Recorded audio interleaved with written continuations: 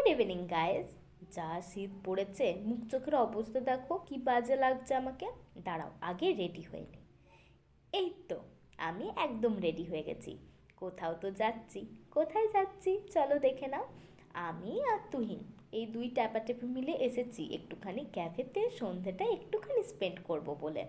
তাই দুজনে মিলেই চলে এসেছি। দাঁড়াও তোমাদেরকে আগে আমি ভালো করে দেখিয়ে দিই ক্যাফেটা।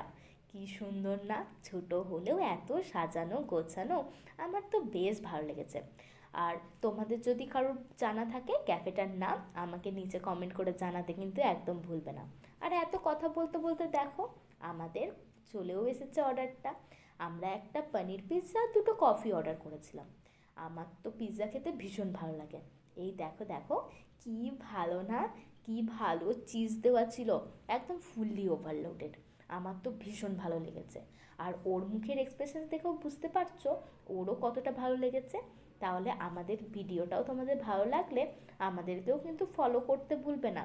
আর চ্যানেলটা লাইক অ্যান্ড সাবস্ক্রাইবও অবশ্যই করে দিও।